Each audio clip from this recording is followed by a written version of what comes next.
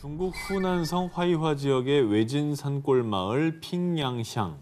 소수민족인 동족이 모여 사는 이 마을에서는 아주 미스터리한 일들이 일어나고 있습니다. 이곳에 사는 8살 소년 우모군은 엄마와 함께 거리를 걷던 중 엄마, 저 사람이 날 죽였어. 살려줘.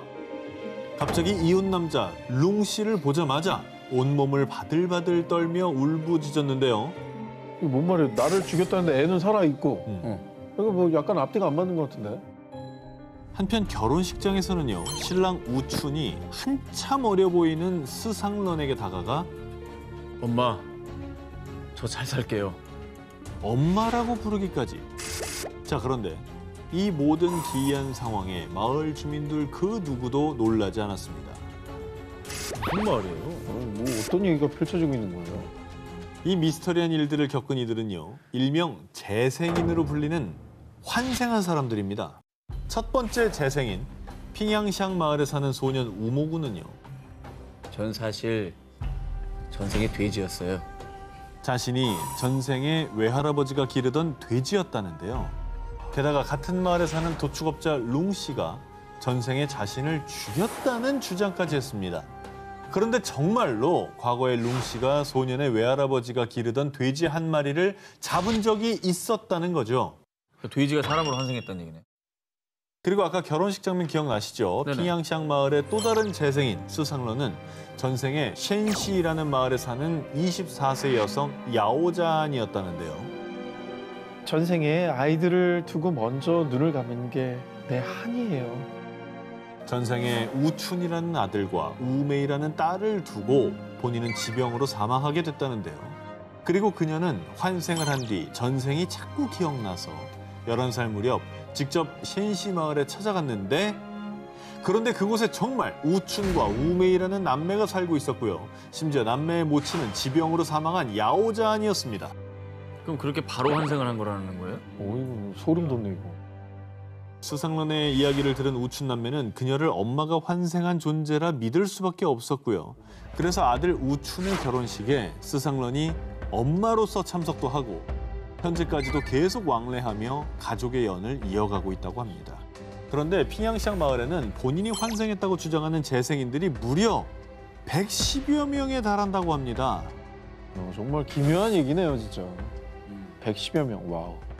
환생인들의 마을, 핑양샹 마을에 대해 일각에서는 마을을 유명하게 만들려고 다 같이 거짓말하는 거 아니냐? 라며 비난하는 목소리도 있었는데요. 중국 최대 규모의 연구기관 중국사회과학원은 마을 주민들의 증언이 사실인지를 판단하기 위해 조사를 했습니다. 네. 그리고 그 결과 핑양샹 마을의 재생인들은 거짓말을 하는 게 아닙니다. 주민들에게 최면 기법과 거짓말 탐지기를 실시한 결과 대부분 진실로 판명났다고 합니다. 어머. 하지만 이 현상을 설명할 만한 과학적인 근거는 찾을 수 없어 핑양샹 마을은 지금도 여전히 미스터리한 마을로 불리고 있는데요. 왜 유독 이 마을에 환생자들이 계속 나오는 걸까요? 핑양샹 마을에서 일어나는 수수께끼의 진실, 그것이 알고 싶습니다. 그곳이 궁금하다 4호세계 19 11위 공개합니다. 중국 모모를 삽니다. 2013년에 이어 2016년에 중국 산시성과 간수성에 전해진 충격적인 소식.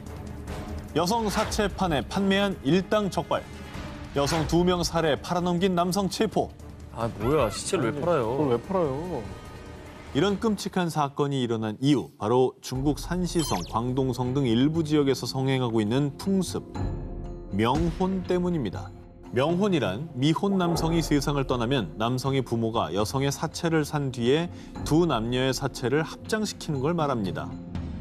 이렇게까지 하는 이유가 뭡니까? 명혼을 하는 일부 지역, 또 이 지역민들의 말에 따르면요. 미혼 남성은 조상의 무덤이 있는 곳에 함께 묻힐 수가 없다고 합니다. 그래서 명혼을 해서라도 조상들의 묘가 있는 곳에 묻으려고 하는 거죠. 아이고. 그리고 결혼을 하지 않고 죽은 영혼은 4, 5세계에서 악령으로 변해서 가족들에게 저주를 내린다고 믿기 때문에 여자 사체를 사서라도 꼭 명혼을 시키려는 거라는데요. 그러다 보니 암암리에 명혼을 위한 사체 가격이 치솟고 치솟아 2016년에는 15만 위안, 우리나라 돈으로 약 2,700만 원까지 거래가 됐다고 합니다.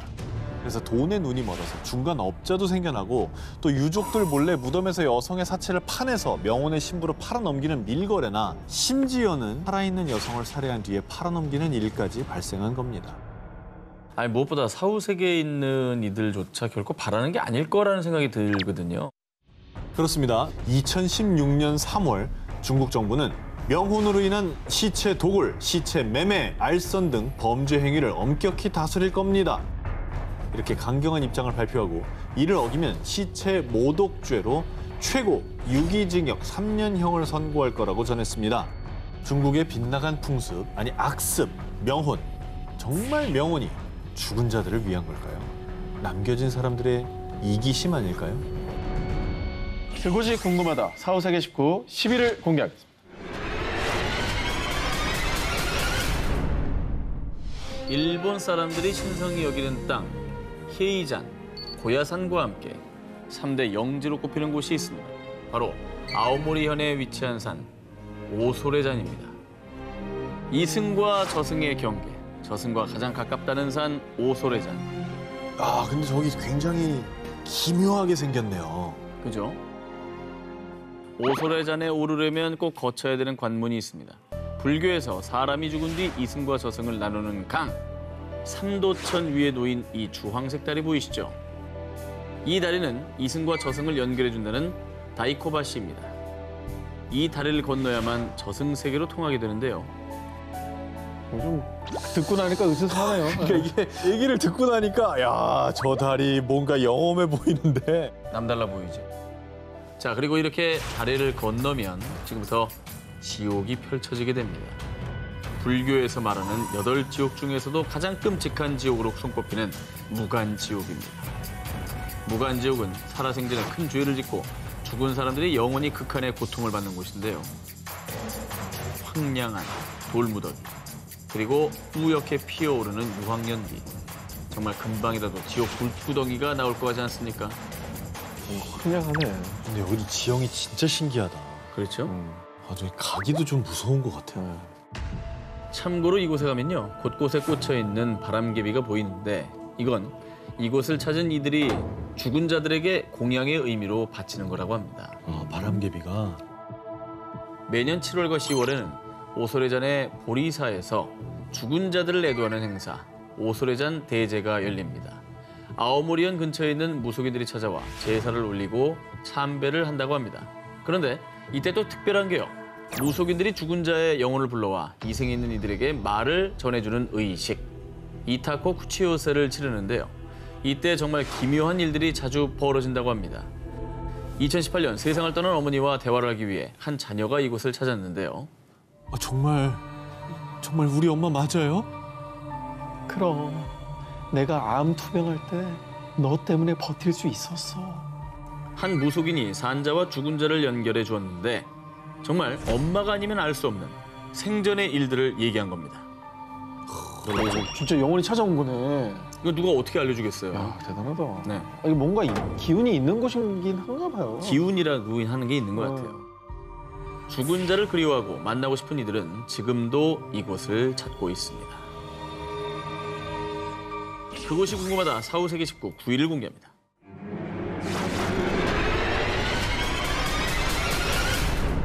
이번 특종은요, 죽음의 문턱에서 천국과 지옥으로 간 사람들의 인생이 180도 뒤바꾼 정말 놀라운 특종입니다.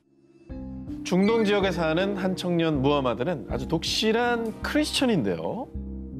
그런데 그의 충격적인 반전 과거 IS에 몸담았던 것을 뼈저리게 후회합니다. 누가 이렇게 개종한다고 나가면 막 죽이고 그러지 않아요? 그러게요. 근데 어떻게 기독교를 믿어요? 궁금하시죠? 정말 충격적이게도 무하마드는 극단주의 테러 범죄 단체, 군인들의 종교, 신념만이 진리라고 믿는 IS의 대원으로요. 수많은 테러를 저지르고 죄 없는 생명을 앗아간 극악무도한 테러범이었습니다. 그런 그가 크리스천이 된 데에는 아주 특별한 사연이 있었습니다. 2015년 3월 어느 날 시리아에서 시리아군과 전투를 벌이다 큰 부상을 입고 동료들에게 버림받은 무하마드. 기적적으로 교인들에게 발견됐지만 그의 숨은 이미 끊어지기 직전이었습니다. 그런데 내가 살아있는 게 맞나요? 여기 지옥 아닌 거 맞죠? 놀랍게도 자신이 의식을 잃었던 동안 지옥을 경험했다라고 털어놨는데요. 오? 무함마드의 말에 따르면 자신이 의식을 잃자 빛을 따라 하늘로 올라가는 것을 느꼈다고 합니다.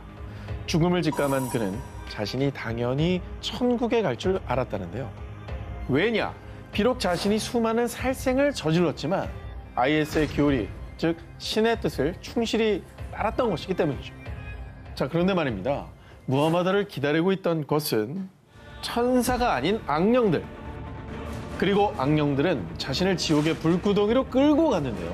그런데 그때 겁에 잔뜩 질린 그에게 신의 목소리가 들려왔는데 너는 실패한 삶을 살았다. 지금 죽어 지옥으로 갈 것인지 돌아가 죄를 회개하면서 살 것인지 선택하라. 그리고 그 말이 끝나기 무섭게 눈이 트였다고 합니다. 진짜? 자신이 경험한 지옥에 큰 충격을 받은 그 무엇보다 그간 IS 대원으로서 저지른 수많은 살상과 테러 그리고 그 모든 게 신의 뜻이라고 믿었던 지난날의 후회가 물밀듯이 밀려왔다고 합니다.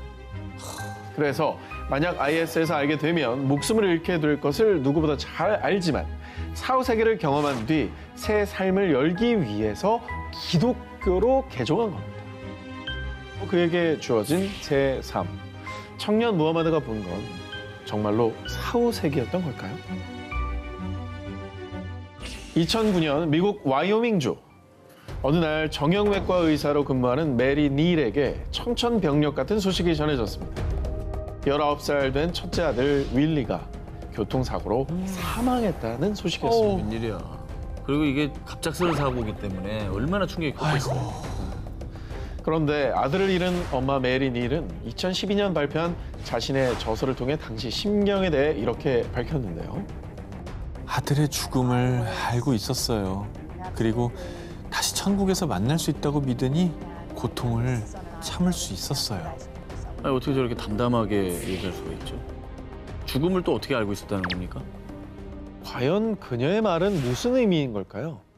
약 10년 전인 1999년 그녀의 인생을 뒤바꾼 사건이 벌어졌는데요. 자, 남편과 떠난 칠레 여행에서 카약을 타던 중 갑자기 카약이 뒤집히는 사고가 발생. 어렵게 구조는 됐지만 당시 출동한 구급대원과 경찰은 그녀가 계속 숨을 쉬지 않자 익사 판정을 내리려고 했는데요. 그런데 이게 무슨 일입니까? 약 25분 뒤 메리 닐은 기적적으로 의식을 회복했습니다. 그런데 그녀의 말에 따르면 정말 놀랍게도 의식을 잃고 있을 동안 천사들의 안내를 받아 천국에 다녀왔다고 했습니다. 천사들과 예수님은 긴 머리를 가지고 있었고 하얀 예복을 입었는데 눈이 부셨어요. 그리고 메리 닐은 천국의 들판에 앉아 예수님과 얘기를 나누었다고 합니다. 그런데 예수님은 그녀에게 구체적인 날짜와 원인을 알려주진 않았지만 첫째 아들이 죽음을 맞을 것이라고 일러준 뒤 그리고 아직 세상에 할 일이 있으니 돌아가라는 말과 함께 그녀를 세상에 돌려보냈다고 합니다. 그렇게 뭐라 형용할 수 없는 기적적인 경험을 한 메리 닐은 교회에서 세례를 받고 장로로 재직하는 등 독실한 크리스천이 됐고요. 그리고 부디 아들의 죽음이 일어나지 않기를 바라며 매일 기도하고 또 기도했지만 안타깝게도 10년 뒤인 2009년 그때 경험했던 말대로 아들이 세상을 떠나게 되었다고 합니다. 메리 닐은 정말 가슴이 아팠지만 아들의 죽음이 영영 이별이 아니라 천국에서 다시 만날 수 있을 거라 믿고 있다고 하고요. 그리고 지금은 자신이 경험한 천국에 대해 알리며 환자들의 영혼까지 치유하는 의사가 되겠다는 신념으로 살아가고 있다고 합니다.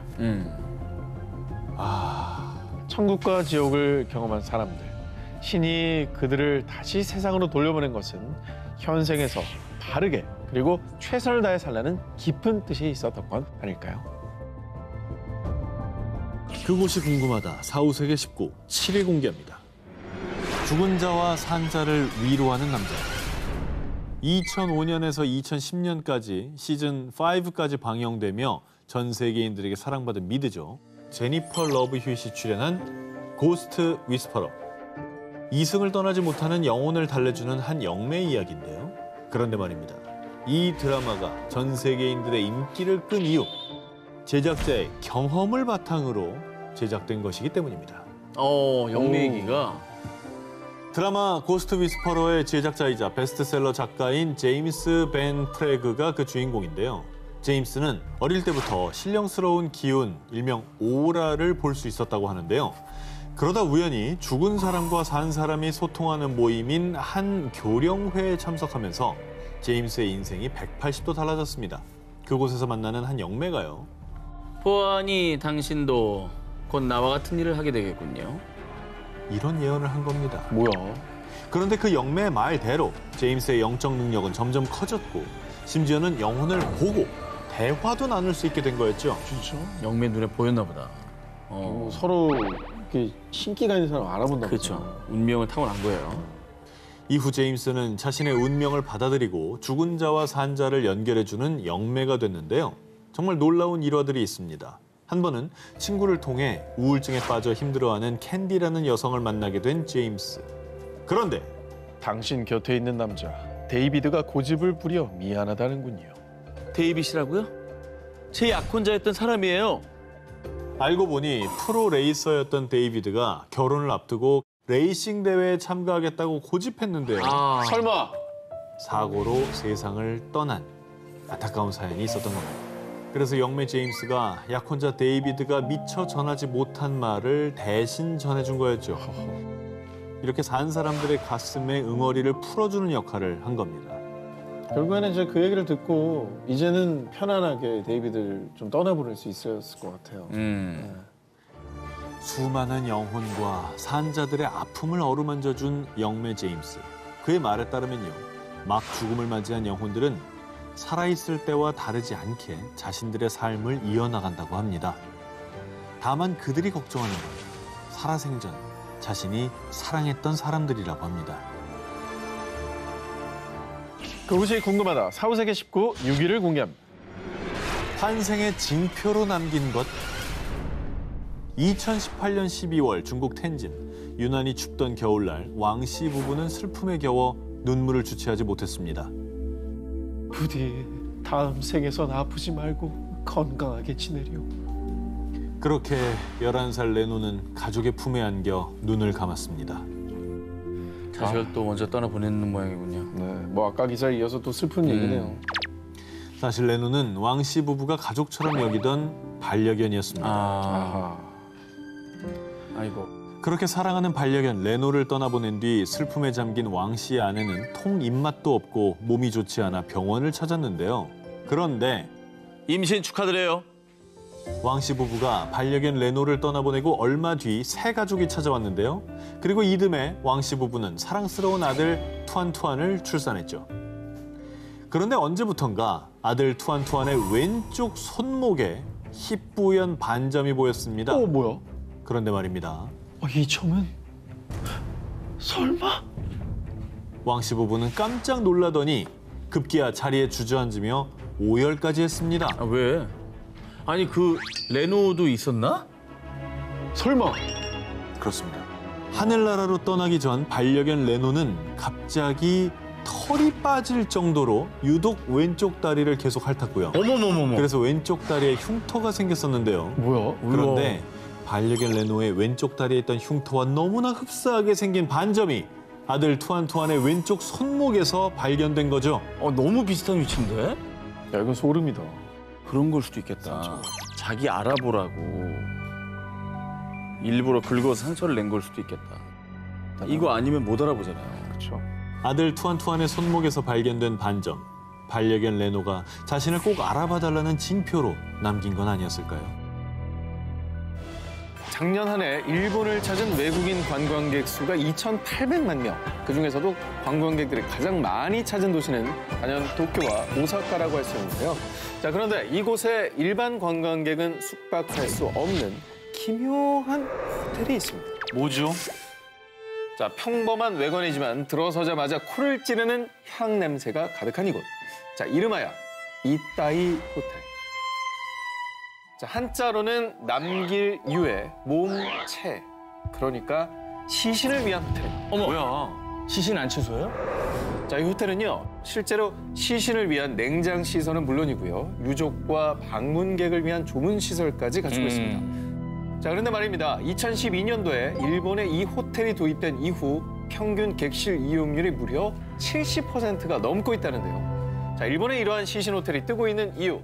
일본이 전 세계에서 최초로 초고령화 사회에 진입, 즉 고령자의 수가 많아지면서 자연스럽게 매년 사망자 수도 늘어나고 있겠죠.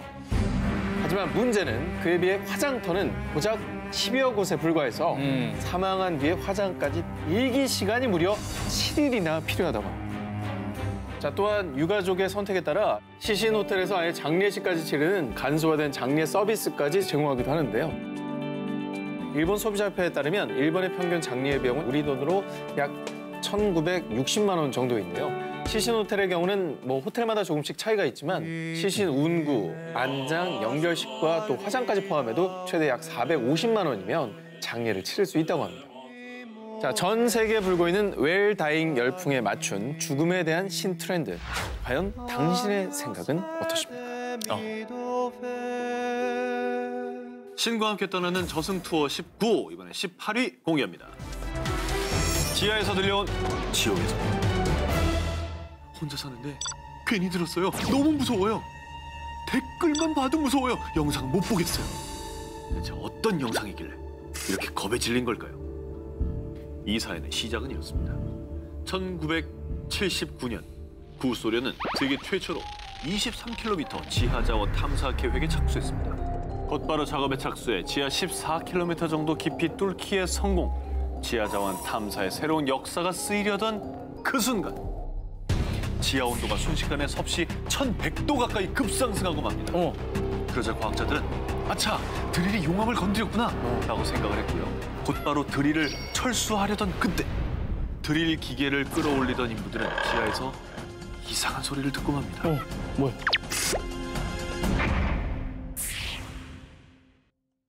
구멍 깊숙이 넣어 그 소리를 확인해 보는데요. 이 소리가 들린 거죠.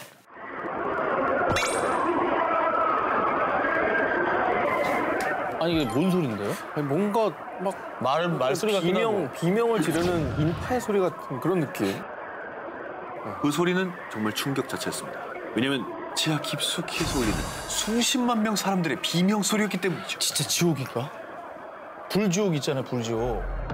이 일이 알려진 뒤 아조라제 박사는 핀란드의 한 신문사와의 인터뷰에서 저희 유전 발굴팀이 지옥의 문을 연 게 아닐까요? 라는 말까지 했다는데요. 그 뒤 이 미스터리한 일이 더욱 세계적으로 이슈화된 건 1989년 기독교 계열인 미국의 T방송사에서 다시 한번 집중 조명하면서부터였죠. 진지하게 기사가 났네요. 정말 수년간 전 세계 사람들을 공포에 떨게 한 이 지옥 소리의 정체는 과연 무엇일까요? 이 지옥의 소리는 모두 조작된 거라고 합니다. 에이, 뭐야? 거짓말하면 지옥 가요. 제가 한 게 아니잖아요. 저거 만든 사람 지옥 가요. 그래요? 왜 거짓말합니까? 왜 그랬지? 네, 정확하게 말씀을 드리면 그 작업은 지하 12km까지 뚫는데도 성공을 했는데 이때 이 기사를 접한 노르웨이 출신의 한 남성이 이 지옥의 소리 이야기를 지어냈다고 합니다. 소리는 그럼 그 친구들끼리 모여서 낸 거예요? 자, 아까 소리는 진짜 같았잖아요. 진짜 무서운 어떤 절규 같은 느낌. 뭐예요? 그건 한 너튜버가 이 녹음 영상을 실제로 분석을 해봤답니다. 확인 결과 여러 오디오의 특정 구간을 복사 붙여넣기 한 다음에 반복 재생한, 다시 말해서 복붙 반복 재생, 즉 만들어진 소리라고 합니다. 아, 갑자기 놀아놨네. 미안한데 한 번 더 들으면 안 됩니까? 한 번 더 들려봐 주세요.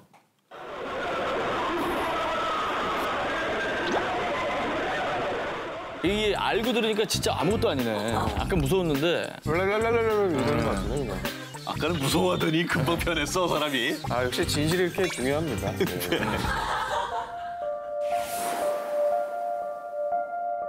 신과 함께 떠나는 저승 투어 19, 17위 공개합니다. 사막 한가운데 열린 지옥의 문. 엘리게이트. 자, 현실판 지옥이라 불리는 이곳의 정체는요. 무려 축구장과 비슷한 크기의 거대한 불구덩이 싱크홀입니다. 저것도 누가 조작을 한 거죠? 아니, 아니에요? 포토샵 아니에요? 정말 저렇게 생겼어요. 저기 절대 반지 던져야 될 것 같아. 맞네. 그런데 이 싱크홀이 더 놀라운 점은요.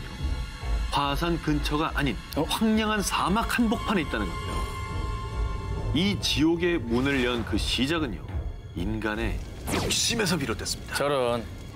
자, 1971년 구소련은요. 중앙아시아 투르크메니스탄에 다량의 천연가스가 매장돼 있다는 정보를 입수하고 지질학자들을 보내서 그 일대를 조사시켰습니다. 그런데 우연히 카라쿤 사막 한복판에 천연가스가 매장된 것을 발견한 거죠. 그래서 그 즉시 가스를 채굴하기 위해 굴착기로 땅을 파내려 갔는데 그런데 그만 집안이 붕괴되어 거대한 구멍이 생긴 겁니다. 이 바람에 장비는 물론이고 작업을 하던 인부들까지 추락했는데요. 그런데 여기서 더 큰 문제가 발생하고 맙니다. 붕괴된 곳에서 매캐한 냄새가 진동하기 시작하더니 이 가스가 만약 근처의 마을로 들어갈 경우에 이 일대가 한순간에 불지옥으로 변하게 된다는 거였죠. 결국 구소련의 지질학자들은 큰 결단을 내립니다. 바로 구멍에 불을 붙여서 땅속에 있는 가스를 모조리 소진하자는 계획이었는데요. 그러나 이들의 예상은 처참히 무너졌습니다. 이 싱크홀엔 상상 이상의 가스가 매장돼 있었기 때문이죠. 그래서 1971년부터 지금까지 무려 30여 년이 지난 지금까지도 천도씨의 뜨거운 열기를 내뿜으며 계속해서 타오르고 있다고 합니다. 근데 여기 뭐 사람이 갈 수가 없는 데죠? 아까 사진 보셨지만 이 사진 말고 가요? 다른 사진 보면 옆에 사람들이 서 있습니다. 뉴스에서 본 거. 저기요. 어머. 네. 그래서 실제로 이곳을 이색 여행지로 찾는 용감한 여행객들이 꽤 있습니다. 워낙 위험한 곳이다 보니까 2010년도에 이 투르크메니스탄에서도 베르디 무하메도프 대통령이 폐지하라고 지시를 했다고 합니다. 그런데 또 인간의 힘으로 끌 방법도 찾지 못해서 현재로서는 속수무책인 상황입니다. 신과 함께 떠나는 저승 투어 19, 16위 공개합니다. 영혼이 모이는 삼색 호수. 꽃이 많이 피는 아름다운 자연 경관으로 포르투갈어로 꽃을 의미하는 플로레스라 이름이 붙은 이 섬에는요. 1639m 높이의 클리무투 산이 있고 그 안에는 화산 폭발로 생긴 세 개의 호수, 클리무투 호수가 있습니다. 이 산자락에 있는 작은 마을, 뽀모에 사는 리오족들은요. 예로부터 자신들이 죽으면 그 영혼은 반드시 이 클리무투 호수에 깃든다고 믿고 있다고 합니다. 그런데 꽤 흥미로운 이야기는 이 영혼들은 다 같은 호수에 깃드는 게 아니라 영혼의 특성에 따라서 세 개의 호수에 나누어서 깃든다고 합니다. 재밌다. 제일 서쪽에 위치한 숲으로 감싸져 있는 검푸른 호수 티우아타부푸는요. 나이든 사람의 영혼이 모인다고 하고요. 이 호수와 조금 떨어져 있는 옥색 호수의 이름은 티우누아 무리 쿠파이로요. 젊은 사람들의 영혼. 그리고 그 옆에 있는 호수는 티우아타폴로로 갈색을 띠고 있는데 이것은 악한 사람의 영혼이 모이는 곳이라고 합니다. 아니 어떻게 저렇게 가까운데 이렇게 색깔이 다를 수가 있지? 진짜 신기해. 일부러 인공 색소를 만들어 놓은 것처럼. 아 물감 풀어놓은 거 같잖아요. 그런데 이 삼색 호수가 영혼이 모인다는 전설만큼이나 신비로운 이유는요. 하루에도 오전 오후에 따라 또 건기와 우기에 따라 신기하게도 색이 옅어지기도 하고 또 진해지기도 한다고 합니다. 진짜 신기하다. 저게 어떤 원리로 저렇게 되는 걸까요? 진짜. 학자들은 호수 밑에 있는 토양의 화학 물질 때문에 색이 바뀌는 것 같다라고 추측합니다. 이게 밝혀진 사실은 아니고요. 추측입니다. 하지만 리오족 사람들의 생각은 다릅니다. 그들은 호수에 깃든 조상의 정령이 변덕을 부려서 색이 변하는 거라고 믿고 있다고 합니다. 리오족에게 클리무트 호수는 예로부터 조상이 깃드는 신성한 공간으로 소원을 빌거나 병을 고치고 싶을 때 이곳에 와서 기도를 한다고 하는데 리오족의 이런 믿음과 전통은 어쩌면 먼저 세상을 떠난 가족들과 이승에서 더 오래 함께하고 싶은 마음이 아닐까요? 만약 생을 마친 후에 영혼이 되어 어딘가에 깃들 수 있다면 두 기자님들은 어디에 깃들고 싶습니까? 저는 뭐 그냥 만약 가능하다면 소영이 곁에 좀 오래 남을 수 있는 어떤 물건이나. 소영이가 좋아하겠냐고. 아, 김소영 씨를 예. 감시하는 겁니까? 예. 아니 감시네. 소영이의 CCTV가 아니. 여기서 계속 맴돌면서 뭐하나. 신과 함께 떠나는 저승 투어 19, 15위 공개합니다. 죽음에도 규칙이 존재합니다. 지난해 전 세계 사망자 수는 무려 6천만 명. 매일매일 약 16만 명의 사람들이 각종 사건, 사고와 재난, 테러 등으로 죽음의 문턱을 넘는 건데요. 그런데 이 죽음을 피하는 방법이 실제한다면 여러분은 믿으실 겁니까? 1931년 허버트 윌리엄 하인리히가 발표한 1대 29대 300의 법칙, 즉 하인리히 법칙인데요. 자, 그런데 일부 학자들은 이 하인리히의 법칙을 정면으로 반박했는데요. 자, 인간의 죽음이란 운명에 따른 것이기 때문에 결국 죽을 사람은 반드시 죽는다라는 거였죠. 자, 그 근거로 우리에게 영화로 잘 알려진 데스티네이션 현상을 예로 들었습니다. 자, 영화에서는 우연한 계기로 사고 현장에 살아남은 생존자들은 결국 어떤 이유에서든 순서에 맞게 죽음을 맞이하게 되는데요. 자, 그런데 이 같은 데스티네이션 현상이 세계 곳곳에 실제로 나타났습니다. 어머. 자, 미국 뉴욕시 맨해튼에 사는 데이비드 서킷. 그는 여느 날과 다름없이 사무실에서 근무 중이었는데요. 그런데 머리가 아파요 라며 갑자기 두통을 느낀 데이비드. 그가 잠시 건물 밖으로 나온 순간 고막을 찢는 듯한 굉음과 함께 건물은 아수라장이 돼버립니다. 그가 일하던 그 건물은 바로 세계 무역센터 어머머머. 911? 쌍둥이 빌딩이었습니다. 머리가 아픈 거를 징후로 느낀 거예요? 그렇습니다. 그래서 순간적으로 대피를 해서 죽음을 모면했던 거죠. 어머머. 9.11 테러의 희생자가 될 뻔했지만 죽음의 문턱에서 가까스로 살아 돌아온 데이비드. 생존의 기쁨도 잠시, 황당하게도 감전사고로 사망하고 마는데요. 자, 여기서 놀라운 건 그의 사망 날짜가 2003년 9월 11일이었다는 겁니다. 무섭다. 근데 요거 하나로만 보면 너무 우연의 일치 아닐까요? 그럴 수 있습니다. 네. 근거를 더 준비했습니다. 네네. 자, 이 같은 데스티네이션 현상이 또 있습니다. 2012년 6월 캐나다 토론토의 이 센터. 당시 식사 중이던 20대 여성 제시카 거비는 불현듯 주변 공기가 탁해졌다는 느낌을 받습니다. 결국 식사를 멈추고 식당 문을 나서는 그 순간 이곳에서 총격 사건이 벌어졌는데요. 자, 이 사고로 1명이 숨지고 7명이 부상을 당했다고 합니다. 자, 정체 모를 불안감 덕분에 구사일생으로 목숨을 구한 그녀. 그런데 사건 이후 단 48일 만에 또 다른 총기 사건으로 목숨을 잃고 맙니다. 웬일이야. 그 두 사건은 좀 우연의 일치로 보기엔 너무나 소름 돋는. 그러니까요. 그죠? 네, 게다가 같은 날짜, 같은 방법. 신과 함께 떠나는 저승 투어 19, 14위 공개하겠습니다. 천국 다녀온 할리우드 섹시스타. 할리우드의 원조 섹시스타이자 60세 나이에도 여전히 탄탄한 몸매와 건강미를 자랑하는 샤론 스톤. It's nice. 우리 세 분의 어떤 접함에서 사춘기를 화려하게 수놓았던. 저의 고등학교 시절이었죠. 그렇죠. 자, 그런데 지금도 여전히 건강미를 자랑하며 왕성하게 활동 중인 그녀가 과거에 사후세기를 경험했다는 사실 알고 계십니까? 2001년 10월 샤론 스톤은 자신의 머리를 강타하는 듯한 통증을 느낍니다. 그 순간 나는 머리에 총을 맞은 것 같았어요. 라고 당시 상황을 표현했는데요. 결국 응급실로 실려간 샤론 스톤은 곧바로 MRI 검사를 받게 됩니다. 하지만 MRI 검사 도중에 기계 속에서 의식을 잃고 만 그녀. 그녀는 MRI 검사가 끝남과 동시에 응급 수술을 받게 됩니다. 자, 그런데 샤론 스톤이 의식을 잃었던 시간 동안 그녀의 표현에 의하면 사후 세계를 목격했다는 것이었습니다. 그 경험은 새하얀 빛의 폭발로 시작됐다고 합니다. 하얀 빛의 소용돌이가 샤론 스톤을 덮치면서 그곳에서 자신의 죽은 친구들을 만났다고 합니다. 하지만 현실에서는 뇌동맥류가 파열되면서 뇌막 안쪽으로 피가 고인 상태였는데 그로 인해서 응급수술을 받았지만 소생 가능성이 거의 없다고 할 정도로 상황은 심각했습니다. 그런데 친구들은 그녀에게 샤론, 우린 이제 헤어져야 될 시간이야 라면서 그녀를 천국 밖으로 떠나보냈다고. 자, 그런데 놀랍게도 그 타이밍에 맞춰서 그녀는 기적적으로 의식이 깨어났다고 하는데요. 진짜. 2001년 수술 도중 자신이 겪었던 경험을 죽음에 이르렀다 다시 살아난 일이라고 믿고요. 죽음이 두렵지 않고 자신에겐 선물 같았다라고 하는데요. 과연 그녀가 본 것은 천국이었을까요? 신과 함께 떠나는 저승 투어 19, 13위 공개합니다. 프리한 강의, 저승세계 속성 과외. 지난해 겨울 극장을 아주 뜨겁게 달군 영화 신과 함께 이 영화가 엄청난 사랑을 받은 이유. 그 누구도 단 한 번도 본 적이 없는 저승세계를 완벽하게 구현해냈기 때문이라고 합니다. 정의로운梦자 퀸 김정현!